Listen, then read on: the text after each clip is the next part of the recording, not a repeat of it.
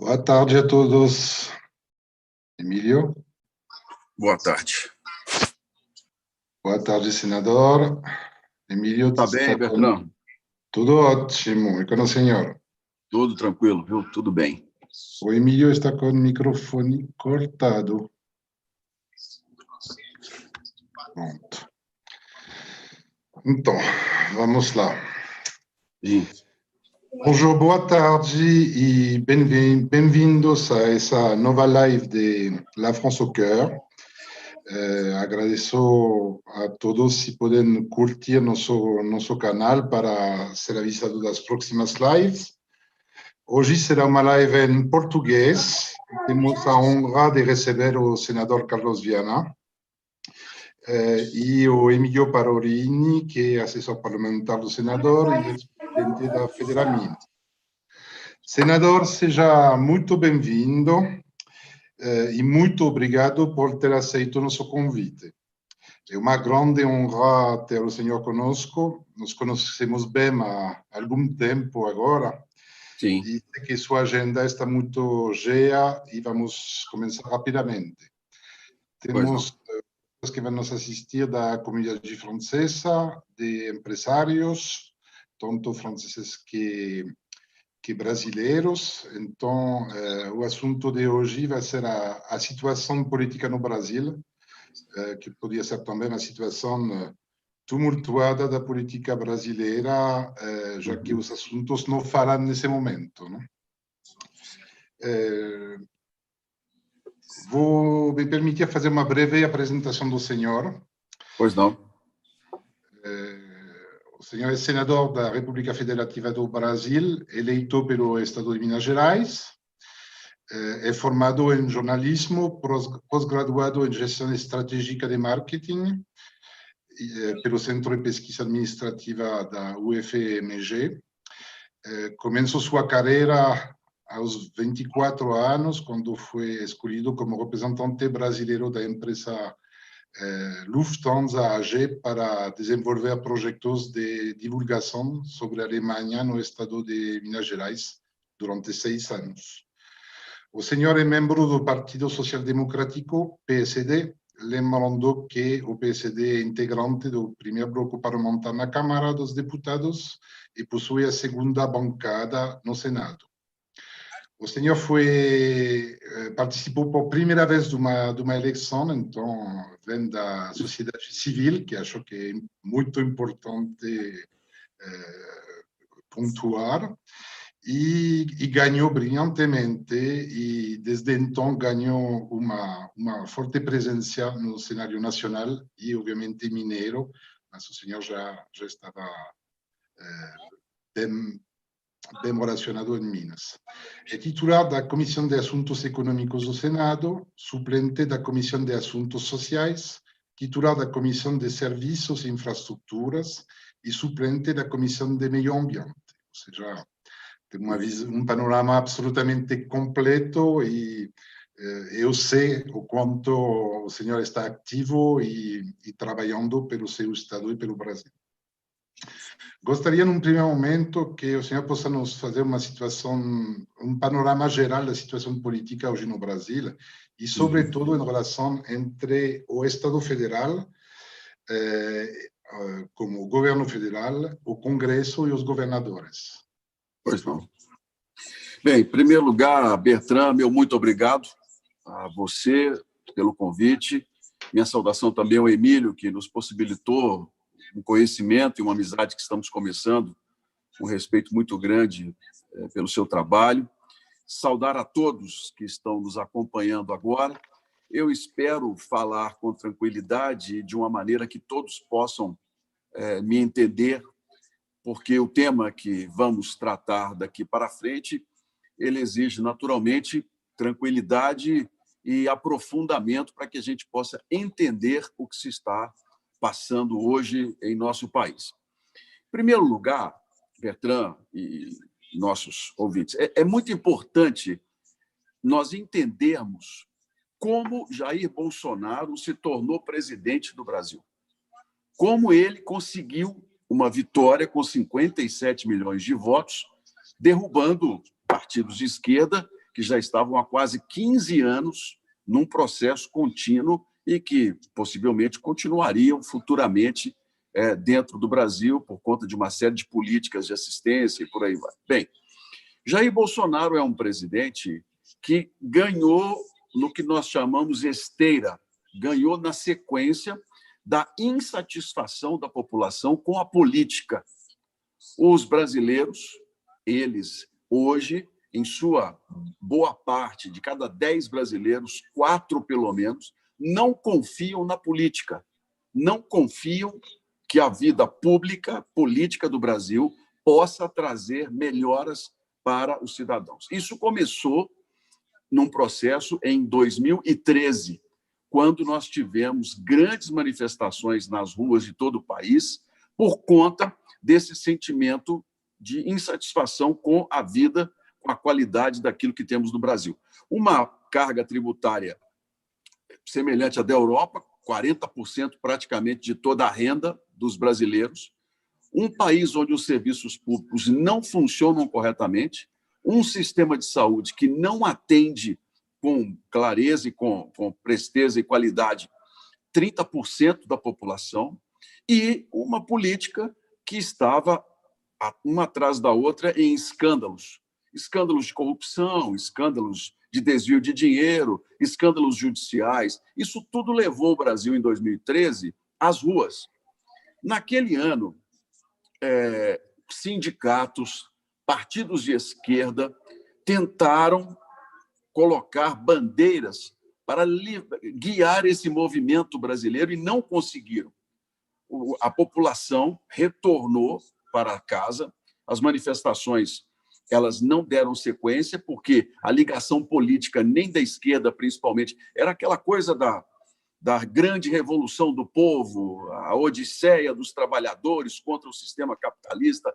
A esquerda brasileira pensou que seria exatamente o momento da grande revolução. E isso, nós sabemos, é uma utopia que não acontece, porque o sistema que tentou, os sistemas que tentaram não funcionaram, e não há como a gente fugir, ainda que por pior que seja, do capitalismo, que é um sistema de liberdade, de gerenciamento, de empreendedorismo e por aí vai.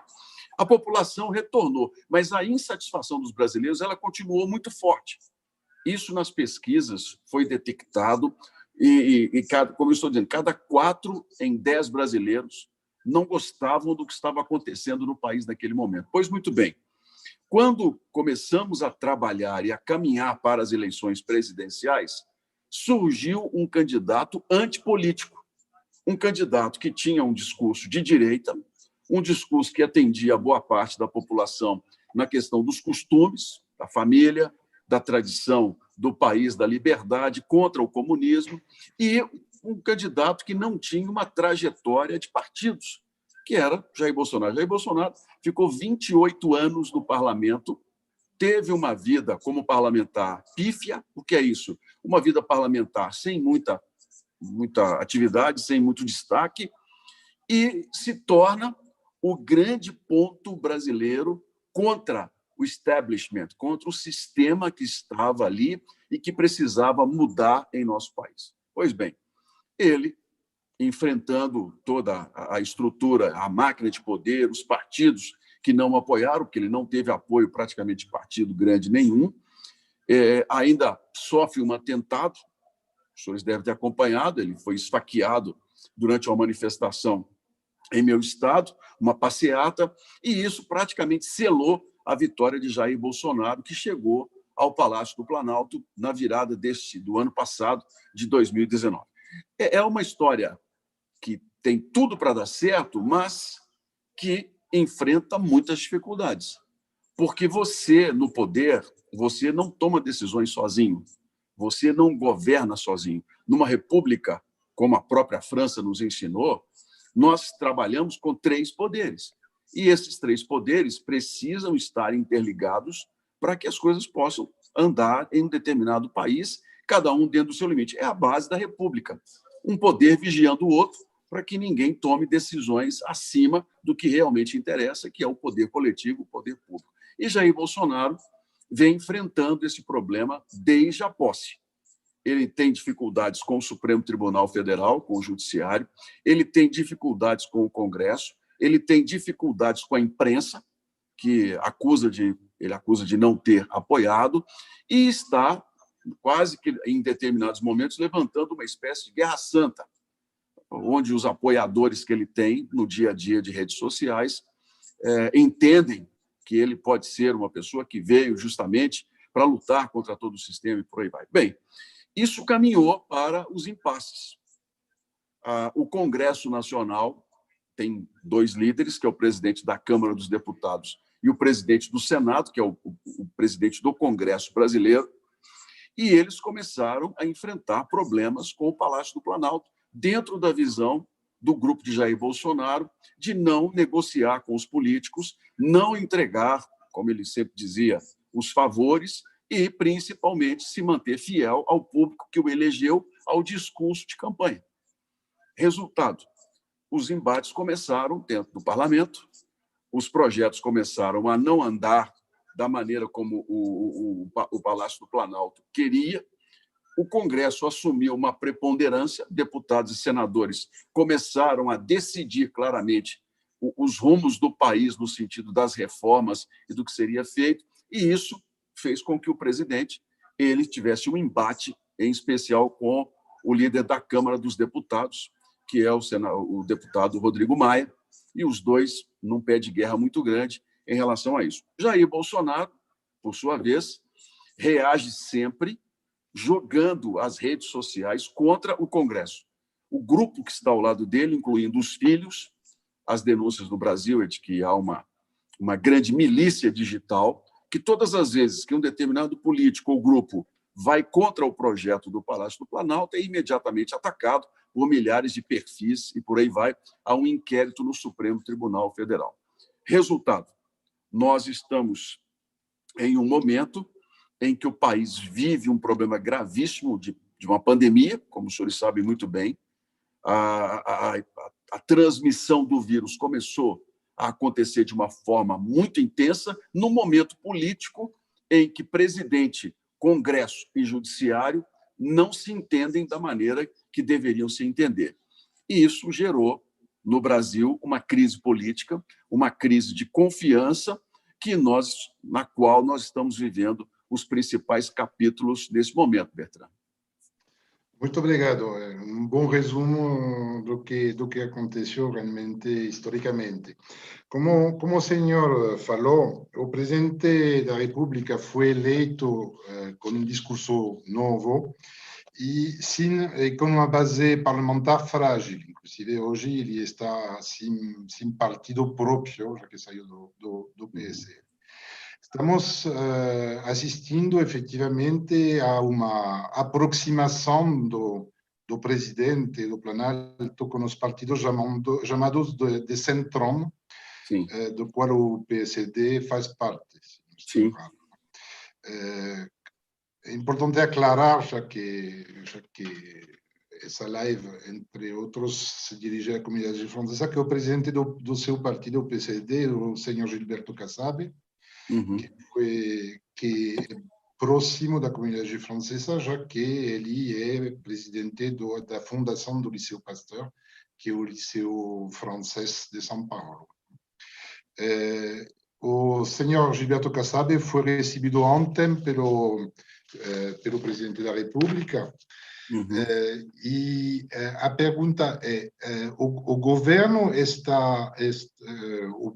o presidente, o Planalto, está começando a mudar de posição e a voltar não diria a antiga política, mas a se aproximar do Congresso de maneira a fazer que as relações sejam menos tumultuadas. Eu vi as declarações de Rodrigo Maia hoje à tarde, que está considerando positiva essa aproximação. Como o senhor vê essa aproximação e, para seu partido pretende integrar o governo, pretende negociar esse apoio? Gostaria da sua opinião sobre isso. Sim. Bem, em primeiro lugar, Bertrand, a aproximação está acontecendo.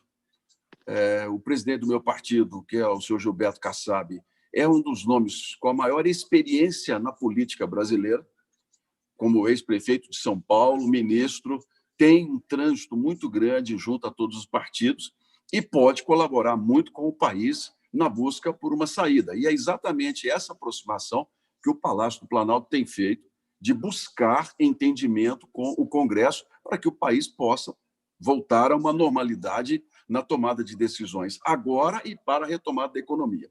Mas é bom entender, Bertrand, como é que se estrutura a administração pública brasileira. No Brasil, tudo é gigante, há um gigantismo da administração pública brasileira. Quando nós falamos em 3 instâncias de poder, quando nós falamos em governo federal, governos estaduais, governos municipais, e aí entram câmaras municipais, assembleias legislativas, câmaras dos deputados, Senado Federal e os próprios membros do Executivo, nós chegamos a falar em quase 300 mil pessoas, 300 mil cargos que o governo federal tem para administrar todos os anos. 300 mil cargos entre governo federal, governos estaduais e prefeituras. Então, o tamanho do Brasil é gigante na questão da administração pública.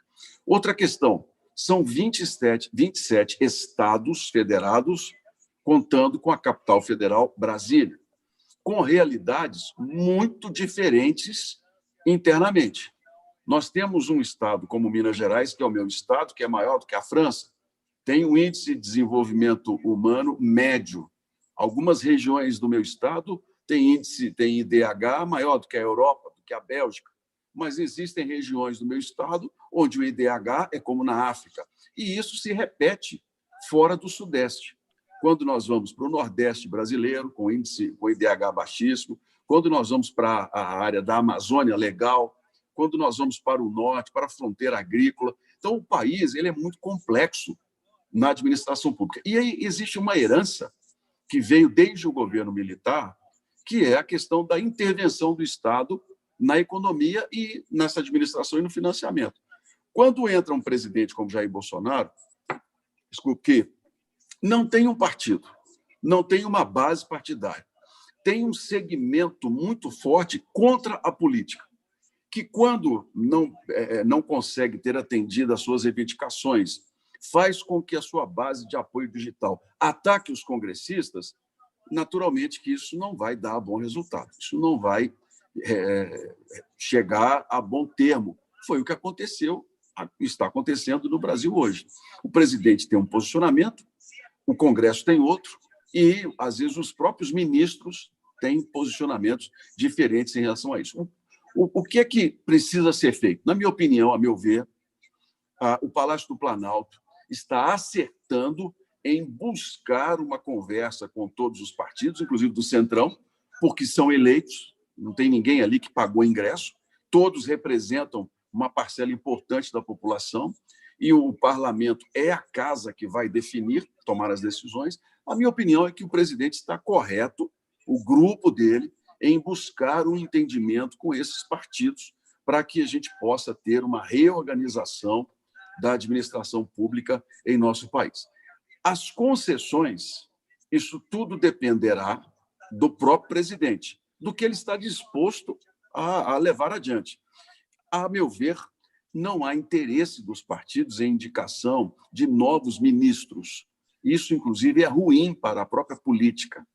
Isso é uma conversa que já tivemos com Gilberto Kassab, em que nós temos que participar do governo apoiando as decisões, nós temos que estar próximo ali para evitar as crises políticas, para dar tranquilidade à população, mas sem a troca por cargos como foi no passado. Porque o eleitor brasileiro não aceita mais esse tipo de procedimento. Essa atitude de dizer, olha, eu só apoio se eu ganhar o cargo tal. o eleitor está atento a isso e tem rejeitado esse posicionamento. Portanto, esse é um momento de reconstrução do governo Bolsonaro que eu vejo com muito bons olhos para que a gente possa sair dessa crise política que estamos vivendo. Perfeito. A seu parecer, essa aproximação daria uma maioria de apoio para o governo atual, não? Seria suficiente para a aprovação das medidas propostas pelo ministro da Economia, Paulo Guedes, entre a mais urgente, a famosa PEC da guerra, tem também essa limitação do indexo sobre o salário dos funcionários públicos. Voltando sobre Paulo Guedes, o Ministério da Economia adotou toda uma série de medidas de apoio aos empresários e também à população. A gente teve um live sábado onde foi reconhecido por absolutamente todos a importância desses 600 reais que são dados a pessoas que realmente necessitam e que isso também limita o impacto social. Mas, a seu parecer, os planos são suficientes hoje, sabendo que a gente está só no início da crise econômica? Sim. Vai bem longe, se fala de 20 a 25 milhões de desempregados que estão por vir. E outra pergunta que vem da minha área profissional e que eu sei que o Emílio vive na mesma coisa, é sobre a atuação dos bancos. Hoje se está liberando um orçamento que é bastante significativo e esse dinheiro não chega às pontas. Aí, vocês como parlamentares e o senhor no Senado, qual é a ação que vocês podem ter sobre os bancos privados para que eles possam disponibilizar esse dinheiro e não aproveitar para subir os juros? Isso implicaria também uma certa garantia desses empréstimos de parte do Estado. Bem, em primeiro lugar, em primeiro ponto, as reformas que o Brasil estava fazendo, que nós colocamos em prática no ano passado, elas seguiriam indiferentemente do relacionamento do presidente com o Congresso. Era uma pauta que os políticos, os congressistas já haviam abraçado. A reforma da Previdência brasileira, por exemplo, foi uma pauta nossa, abraçada pelos políticos, defendida pelo presidente, mas praticamente sem negociações. Não houve troca de absolutamente nada. Era uma pauta necessária e essa discussão ganhou o Congresso e nós fizemos, em um tempo recorde, essa reforma da Previdência, que não é uma reforma fácil, é uma reforma dura, que nós fizemos em nosso país e entregamos à população. Outras reformas, Bertrand, viriam, como, por exemplo, uma reforma tributária, que está parada nesse momento. Eu sou membro da comissão mista que está avaliando a reforma tributária brasileira. Nós, infelizmente, fomos obrigados a parar todo tipo de discussões, a paralisar o andamento das comissões por conta da pandemia do Covid, que nos impediu de seguir adiante, mas que retornará. Nossa expectativa é que, no segundo semestre, nós voltemos a conversar sobre a reforma tributária e que o país possa ter uma carga mais simples, pelo menos simplificada, e que corrija as diferenças. Então, essa questão da reforma tributária, eu digo com muita clareza, é uma pauta do Congresso, não é só uma pauta do presidente, e ela virá. Se no segundo semestre ou para 2021, nós não podemos hoje precisar, mas naturalmente que será feita para que o Brasil possa se tornar um país melhor. Com relação à questão do financiamento às empresas, o dinheiro para a produção. O Brasil tem um sistema bancário entre os mais seguros do mundo. O sistema bancário brasileiro, ele é modelo para vários países e nós conseguimos alcançar esse patamar a duras penas. Desde 1995, quando o Brasil viveu um seríssimo problema de especulação com relação ao dólar e vários bancos acabaram fechando as portas, o Banco Central brasileiro e o Conselho Monetário Nacional criaram regras muito duras sobre risco e principalmente sobre a questão de caixa. Quanto do depósito os bancos deveriam guardar como garantia das suas operações. O Brasil tem também um fundo garantidor que, em caso de problema no sistema financeiro, os correntistas possam ser reembolsados. Esse fundo ele é acompanhado pelo Banco Central e todas as vezes que uma determinada instituição financeira ela entra numa situação de risco, esse fundo ele cobre e o Banco Central pode fazer uma intervenção, como já aconteceu no passado. Só que, para reduzir riscos, você aumenta as garantias. E é isso que tem prejudicado e muitos empresários brasileiros, principalmente os pequenos empresários e os microempresários brasileiros, que são os maiores geradores de emprego. Vou citar um exemplo. Nós temos no BNDES, por exemplo, uma linha de crédito especial para o setor de turismo. Só que o BNDES exige que o banco privado que empreste seja o fiador daquele fundo. Ora, qual é o banco privado que vai dar fiança a uma empresa de turismo que não está vendendo passagem, não tem passageiro, não tem absolutamente nada? Então, a empresa acaba sendo obrigada a demitir os funcionários, a fechar as portas, muitas vezes, com uma série de problemas. Nós votamos, na semana passada, no Congresso, foi aprovado, já está com o presidente da República, uma saída para esse financiamento, tanto de folha de pagamento quanto capital de giro das pequenas e médias empresas. O que é? É um fundo nacional de 15 bilhões de reais para emprestar a essas empresas.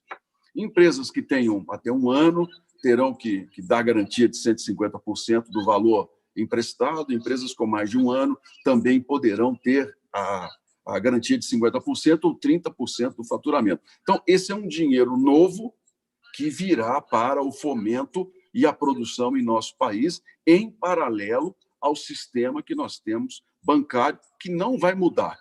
Isso, eu digo para você com muita tranquilidade, que o sistema bancário brasileiro ele não mudará por conta exatamente da estrutura que garante ao Brasil os fundos internacionais de refinanciamento de dívida. Enquanto o Brasil tiver um sistema bancário seguro, o governo conseguirá títulos serem vendidos com mais rapidez lá fora, ou a longo prazo, ou a médio prazo, com juros maiores ou menores, mas o que garante o país é exatamente esse sistema bancário em funcionamento. Daí, o nosso desafio hoje em fazer com que esse dinheiro chegue rapidamente para a retomada do crescimento. Hoje nós não podemos dizer, nós não temos base nenhuma para saber claramente quanto tempo essa pandemia vai durar e, depois de encerrada, quanto tempo a economia brasileira retomará. Não sabemos se ela vai começar muito devagar, se haverá uma retenção, que logo em seguida o consumo pode disparar.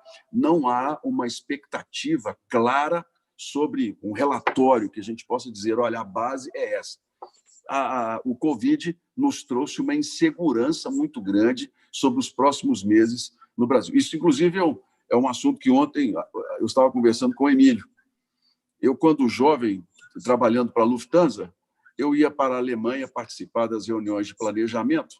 Então, nós tínhamos 5, 10 e 15 anos. Primeiro, acompanhávamos aquilo que já estava planejado, se a execução estava correta. Depois, o que viria.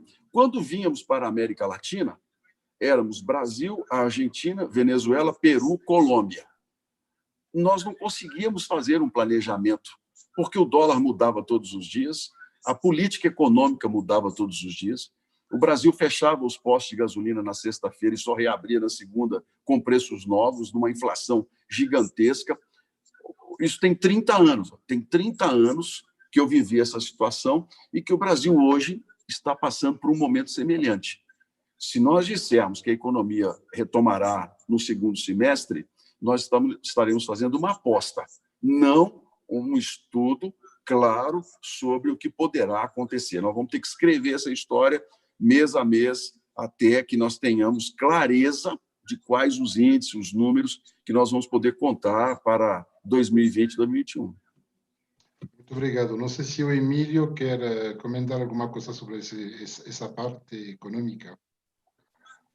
É só uma informação, né? Lá na Federaminas, a gente tá me ouvindo aí?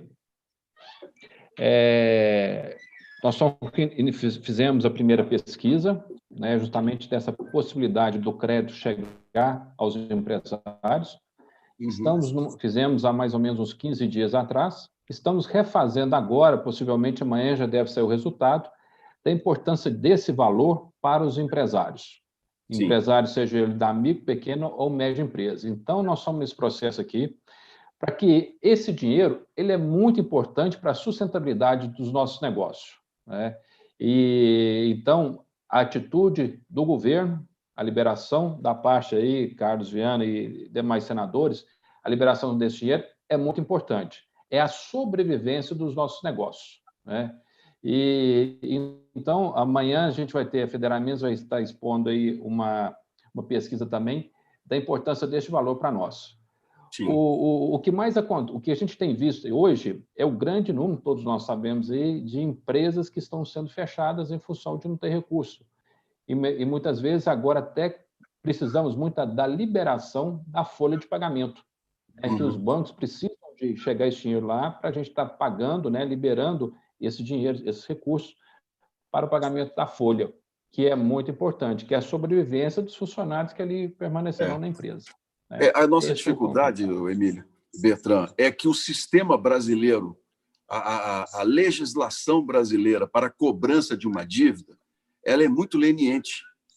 Ela leva em consideração uma série de fatores que não apenas as garantias oferecidas ao agente emprestador. Esse é que é o problema. Você vê que nós custamos a mudar, por exemplo, a questão das hipotecas, sobre quanto tempo um agente financiador poderia tomar de volta um imóvel. Isso foi uma luta no Brasil.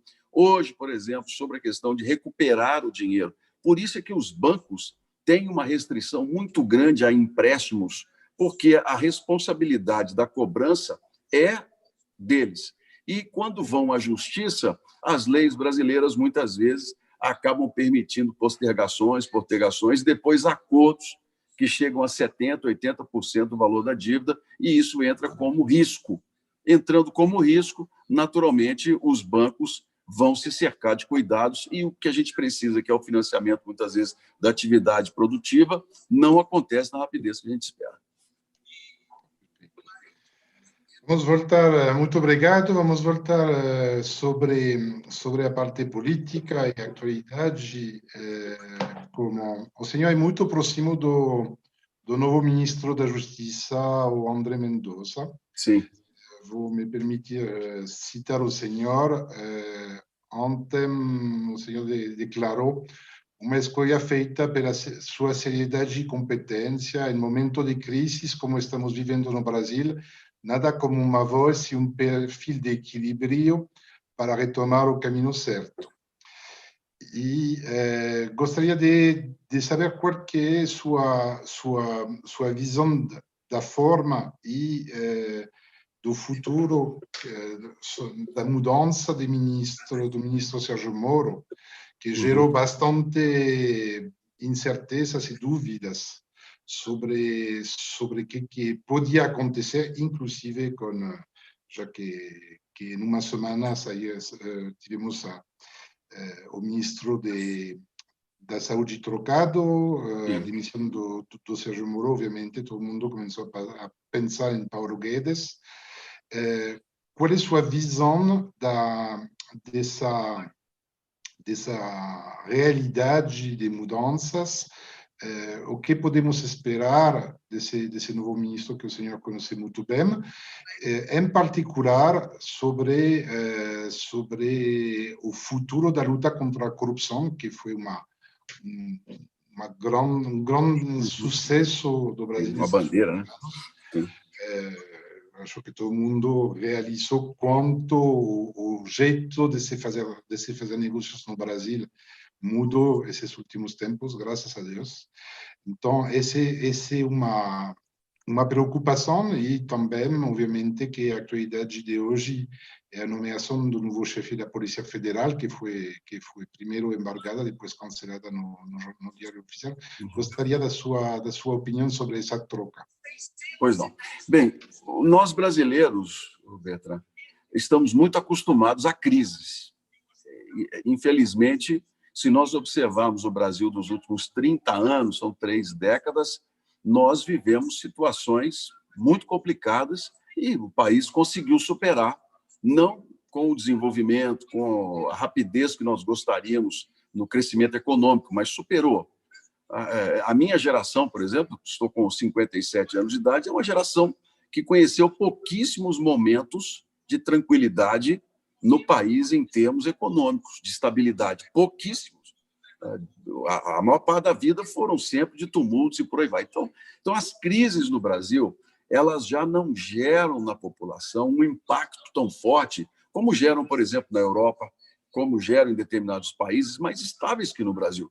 Aqui, a troca do ministro Mandetta, por exemplo, que nós imaginávamos seria um grande problema para o presidente, no dia seguinte, praticamente ninguém falava mais nada.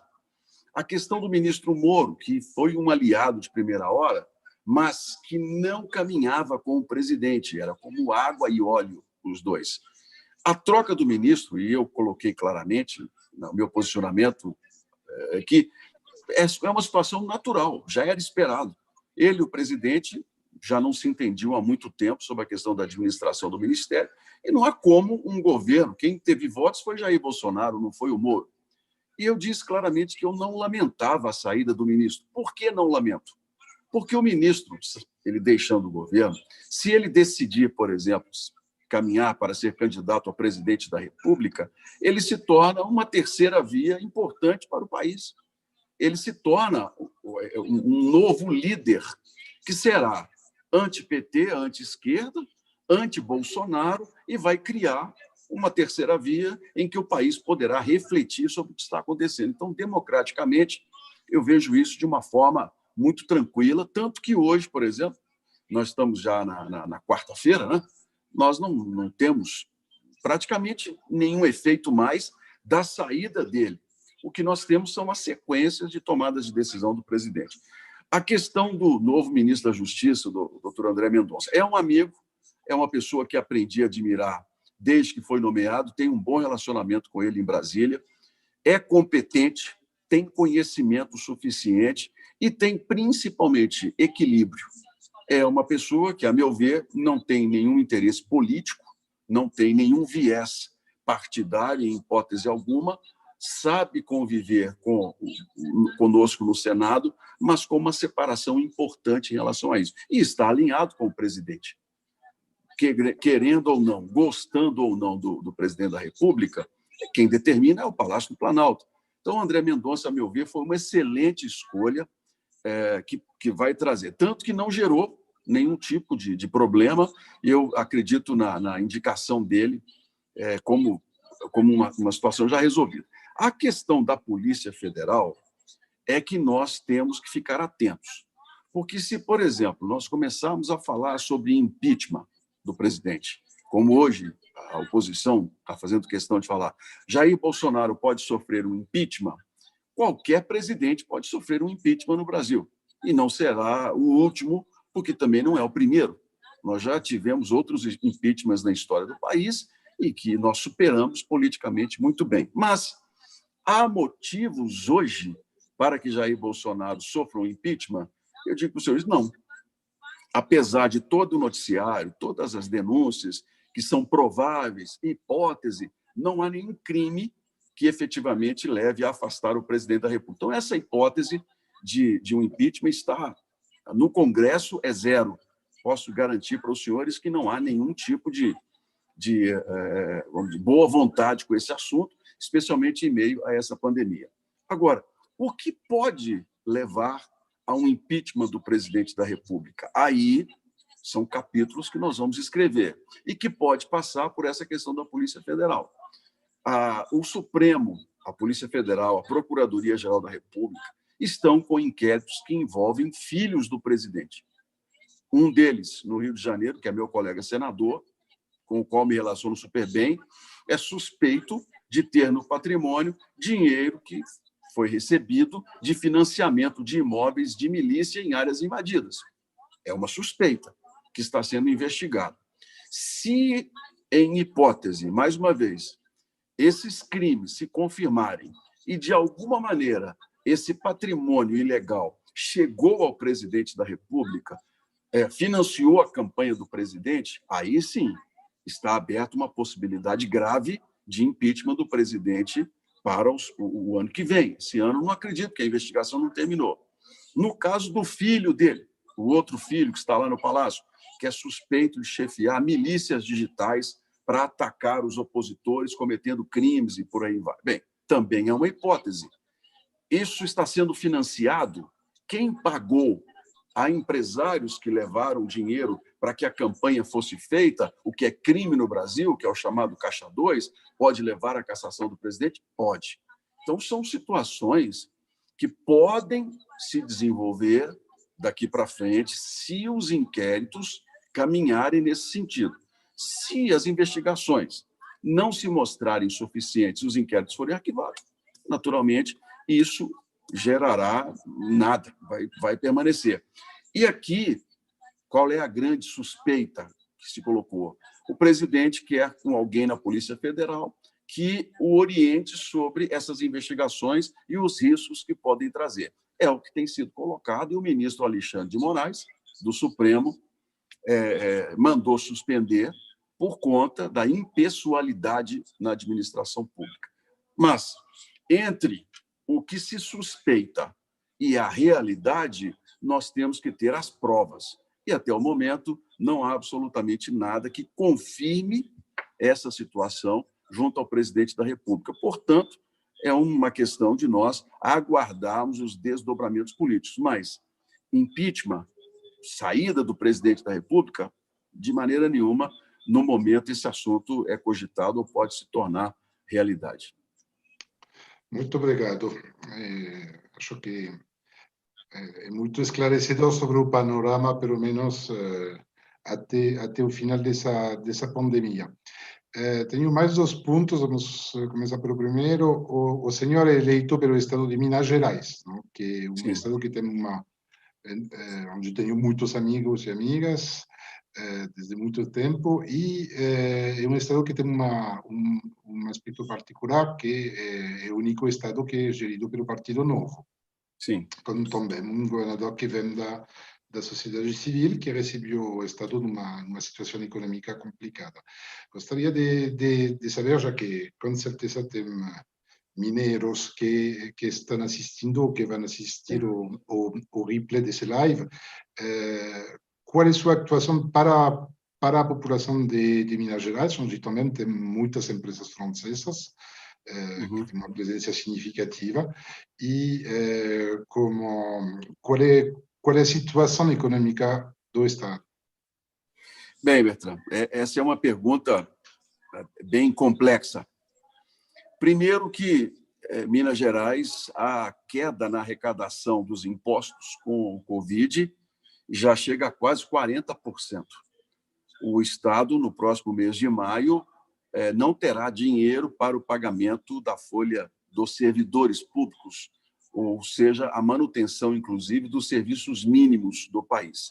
Para isso, há lá um projeto de lei do Parlamento que propõe a reposição desses recursos que não entraram no caixa por parte do governo federal como forma de socorro para estados e municípios. Há uma disputa, inclusive, entre o Ministério da Economia, o projeto que veio da Câmara pelas mãos de Rodrigo Maia, e que agora o presidente do Congresso, o presidente do Senado, é quem será o relator de um novo projeto, colocando um limite. Nós vamos criar um valor, 50 bilhões, 60 bilhões, 70, não se sabe ainda, mas uma contrapartida dos estados, que é não aumentar salários dos servidores, não aumentar despesas, porque senão você abre o caixa, você faz ali uma reposição e você não impõe regras, a história mostra que todas as vezes que os governos estaduais e prefeituras tiveram folga de caixa, eles gastaram mais. Então, é um problema sério de déficit que nós temos aqui em nosso país. Minas Gerais está no âmbito brasileiro com pelo menos 20 anos de atraso em vários processos. Duplicação das estradas, a questão da reestruturação da saúde, projetos de desenvolvimento por conta de guerra fiscal e por aí vai nessa história toda. O governador Romeu Zema, eleito também no discurso da antipolítica, da renovação, chegou ao Palácio, aqui nós chamamos das Mangabeiras, hoje Palácio Tiradentes, lá na cidade administrativa, com um pensamento semelhante ao de Jair Bolsonaro no seguinte assunto: a política ela precisa ser feita de maneira diferente. Nós não temos compromisso com aqueles que são políticos do passado. Só que aconteceu com Zema a mesma coisa que aconteceu com Bolsonaro. Sem negociação com a Assembleia, sem diálogo, nós perdemos o ano de 2019. Zema não conseguiu fazer nenhum tipo de reforma importante no Estado. Entramos o 2020 na expectativa de um plano de recuperação fiscal e fomos atingidos pela questão da pandemia, ou seja, nós vamos perder o ano de 2020 também. O Estado tem um déficit previsto de 13 bilhões de reais, 13 bilhões, que é o déficit previsto para esse ano, que vai aumentar. Se nós conseguirmos um plano de recuperação, um plano de refinanciamento da dívida do Estado, Minas Gerais deverá precisar de nada menos do que 150 bilhões de reais de refinanciamento para poder retomar a vida, o que, você sabe muito bem, não é uma quantia simples de se conseguir em relação a isso. Nessa questão da pandemia do Covid, preciso aqui até elogiar o governador Romeu Zema. O governo tem agido de uma maneira muito rápida, com muita transparência. Minas é o 10º estado, inclusive, em mortes. Isso mostra que a política aqui está acertada e que a gente tem que continuar. Mas, politicamente, nós precisamos ser um pouco mais agressivos. Eu tenho, na Assembleia Legislativa de Minas, 7 deputados do meu partido, são deputados do PSD, e há um bloco de 21 deputados. Esse bloco nunca foi efetivamente procurado pelo governo do Estado na tentativa de se formar um acordo em torno de um projeto para Minas Gerais. E isso nos gera uma situação muito delicada. O Estado ele é importante na geopolítica brasileira, mas é um Estado que hoje não tem um projeto de futuro definido. Nós ficamos apenas, como se diz no Brasil, apagando incêndios todos os dias. E isso não é de hoje. Nós tivemos esses 20 anos de atraso, porque a representação política de Minas ela foi muito ruim. Nós tínhamos, por exemplo, senador que representava Minas, mas morava no Rio de Janeiro. Era candidato à presidência da República, em meio a uma presidenta que falava que era mineira, mas que não tinha nenhuma ligação conosco. Resultado, o Estado, eu digo, tomou cacetada de tudo quanto foi lado e nós ficamos fora dos grandes projetos brasileiros. Quando veio o pré-sal, por exemplo, nós tivemos voto contra Minas Gerais, por parte de representantes de Minas. O Rio de Janeiro ganhou uma supremacia em valores do pré-sal do petróleo. O que o governador Cabral fez na época, o Sérgio Cabral? Começou a oferecer às empresas que se instalassem no Rio ICMS zero por 20, 30 anos. Minas perdeu nessa guerra investimentos, perdeu empresas de Juiz de Fora, que é a nossa divisa com o Rio, foram para do outro lado do Rio de Janeiro, no Paraibuna, e quando o petróleo caiu em fracasso, o barril deixou de $100 para 45, 50 dólares, a arrecadação do Rio caiu. Resultado, o Rio de Janeiro faliu, Minas Gerais ficou sem arrecadação e nós estamos, até hoje, sem um grande projeto de crescimento. Eu, como senador, tenho tentado trazer Minas Gerais de novo ao foco político. Nós temos conseguido debater assuntos importantes para o Estado, como duplicação de rodovias, refinanciamento da dívida do Estado, retomada de projetos em áreas hoje pouco desenvolvidas, regiões do norte, do Jequitinhonha, que são áreas do semiárido, onde o IDH é muito baixo, na tentativa de que se gere riqueza naquelas regiões, mas estamos esbarrando num problema sério, que é a própria falta de planejamento de país por parte da presidência da República. Nós não temos um projeto de país. Qual é a estratégia que nós vamos usar? Quais as táticas que nós vamos colocar em prática para que o Brasil possa se desenvolver dentro daquilo que eu comecei falando, que são as diferenças regionais em nosso país? eu entendo que esse é um grande problema da América Latina, que é a falta de uma visão de futuro, de onde nós queremos chegar e como nós queremos chegar naquela meta, atingirmos aquele ponto que está sendo colocado. E Minas Gerais, infelizmente, vive as consequências dessa ausência de um plano estratégico para nós dizermos qual é o Brasil que nós queremos para os próximos 30 anos. Perfeito. Já que uma última pergunta, já que falo de futuro, imaginemos que já passamos a pandemia. O senhor falou que a reforma tributária vai ser retomada e vai caminhar. Tem outra reforma que, inclusive na fala do senhor, a gente viu muito bem a complexidade administrativa e política do Brasil. Uma das reformas que se estava preparando, do qual se fala já há um bom tempo, a reforma política. Hoje a gente tem uma quantia absolutamente gigantesca de partidos políticos que implicam justamente alianças que não necessariamente são naturais. E temos também, a nosso parecer, e justamente nesse live do sábado, o presidente da Câmara França-Brasil falou muito bem sobre isso, já se fala há muito tempo de reforma da Constituição. Hoje a gente vê o STF, que tem uma função de controle do Tribunal Superior, ele tem uma participação quase permanente sobre as decisões adotadas tanto pelo executivo, que pelo legislativo, que pelos governadores, etc. É uma judicialização. Exatamente. Então, qual importância o senhor acha que o Congresso, nós sabemos que, obviamente, tocará muitos interesses de uns e de outros, mas para esse Brasil do futuro, para esse Brasil dos 30 anos, acreditamos e acredito que essa reforma é uma reforma fundamental. O que o senhor opina sobre isso ou pensa sobre isso?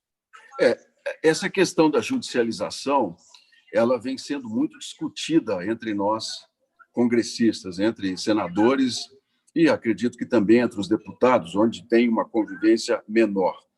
Há aqueles que defendem a continuidade, mas há também aqueles que entendem que é preciso se redefinir a questão dos poderes.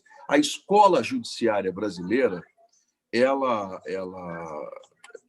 tem defensores e há ministros do Supremo que caminham nessa linha da chamada resposta obrigatória.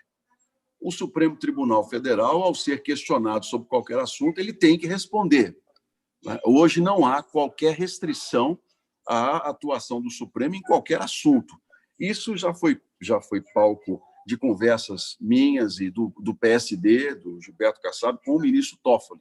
Nós já conversamos muito sobre esse assunto e o próprio Supremo, o presidente, entende que há determinados momentos em que o STF tem que sair e deixar a política resolver o assunto. Por exemplo, a questão do aborto. É uma questão que o Brasil discute com intensidade há vários anos.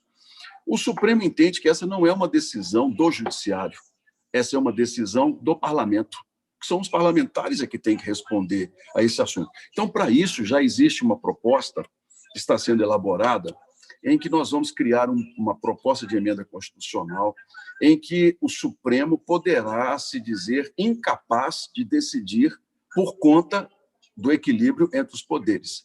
Esse instrumento não existe hoje, está sendo elaborado e deverá ser colocado em votação assim que nós tivermos um período mais tranquilo, com o apoio do próprio Supremo Tribunal Federal, para redefinirmos essas questões todas. A grande dificuldade nossa no Brasil, Bertrand, é que o Brasil não conhece o Brasil. Me parece que isso é uma música do Chico Buarque até. Né? O Brasil não conhece o Brasil. Nessa questão do auxílio emergencial, por exemplo, nós não sabemos quantos são os brasileiros, onde eles estão, de que maneira eles vivem e se realmente eles vão receber esse dinheiro que está sendo colocado para a sobrevivência deles. O Brasil não tem uma identidade digital, por exemplo, como a Índia tem. Você tem 210 milhões de habitantes no Brasil, mas cada estado tem uma identidade com um número diferente e sistemas que não falam entre si. Nós estamos com 47 milhões de inscritos no sistema emergencial para receber o recurso. Todos eles precisam? Nós não sabemos. Podem, ali, com toda tranquilidade, vai ter gente que se cadastrou e que não existe formalmente, que não precisa do dinheiro e que vai receber, e outros que não existem, que não vão receber porque moram no mesmo terreno com várias famílias e por aí vai. Então, o Brasil tem problemas muito complexos, mas principalmente indefinições sobre como nós vamos resolver essas questões. É até estranho vivemos num país, como eu disse, que tem um sistema bancário que está entre os mais seguros do mundo, entre os mais eficientes do mundo, e, ao mesmo tempo, um povo onde você não sabe claramente quem são as pessoas, quanto elas ganham e onde elas vivem, de que maneira elas vivem corretamente. São situações que nós não conseguimos ainda juntar para que o Brasil conheça o próprio Brasil. Uma reforma constitucional, que seria, eu entendo, como uma constituinte para que a gente pudesse fazer uma nova Constituição, isso é um assunto que, a meu ver, não prosperará. Em hipótese raríssima, nós teremos uma situação como essa novamente, porque temos uma Constituição, de certa forma, jovem, uma Constituição de 1988, já foi emendada dezenas de vezes, mas que ainda é uma Constituição que pode se tornar mais próxima das pessoas se nós conseguirmos definir um calendário de reformas. Isso é que o problema não é como o ministro Toffoli nos disse na reunião, quanto mais leis, mais difícil fica de administrar. Quanto mais você emenda a Constituição, mais você torna caro o aparato, as decisões do Brasil, mais você demora. Então, o que nós precisamos hoje é de um calendário de reformas, que nos digam claramente onde nós queremos chegar. Se o Palácio do Planalto retomar o controle, a liderança, que é natural da presidência da República, se nós retomarmos o diálogo por meio dos partidos e do parlamento e definirmos, você pode ter certeza que em 2021 essas reformas todas saem. Mas nós precisamos dizer para onde. É como o Sêneca. Sêneca, um grande pensador político romano. Sêneca tem uma frase espetacular, que nenhum vento sopra a favor de quem não sabe onde quer ir. Se você não sabe qual é o porto que você vai, não tem vento que te favoreça. É o que está acontecendo com o Brasil. Nós precisamos definir com muita clareza quais são as reformas, qual é o planejamento e onde nós queremos chegar como nação nesses próximos anos para atravessarmos essa fase e retomarmos o crescimento o mais rápido possível. Perfeito.